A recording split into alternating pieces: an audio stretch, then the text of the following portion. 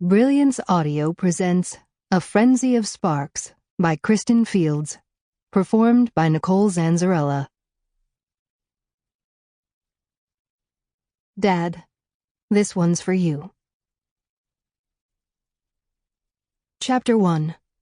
Queens, 1965. The bolt slid back from the latch easily, but the doors were rusted shut.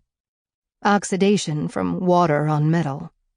The canal flooded when the moon was full and the tide was high, or when rain came on suddenly enough to flip leaves to their underbellies. That was when the water lapped over bulkheads and rolled up the street, gobbling concrete and lawns, sometimes getting as high as the front porch, where the bunny hutch sat next to her mother's tomato plants. Today the sun was a hazy ball in the sky. There weren't any airplanes. The tarps on the new houses across the swimming canal flapped in the breeze.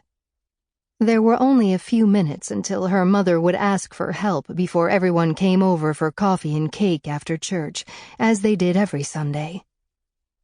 The metal door was hot beneath her foot as she tugged at the other until it sprang open, jarring her shoulder, stale musk rising as strong as when she lifted a lid off a saucepot on the stove. Gia flicked on her flashlight and took the first few steps into the cool basement air, where she'd certainly find chemicals. The basement dripped. Weathered posts cut into the earth every few feet to hold the house up. The flashlight made a fuzzy circle on the ground, on the old kitchen cabinets where her father stored junk tools, empty paint cans, wood varnish, sprays with faded labels. Holding her breath, she flipped a can. A skull and crossbones warned against touching. The ingredients unpronounceable, even for Gia. She was 13, the best reader in her class, but couldn't be bothered with Nancy Drew or Tiger Beat, not when Silent Spring claimed people were poisoning the world.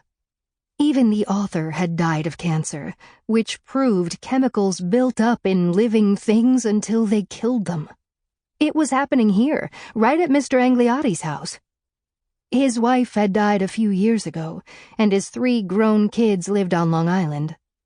Mass was said for his wife at Our Lady of Grace every month, and he always sat in the first pew when her name was read. He watered her rose bushes and had planted a fig tree, which didn't fruit because it was too sad. Gia couldn't remember what his wife had looked like, only that she'd thrown Sample complete. Ready to continue?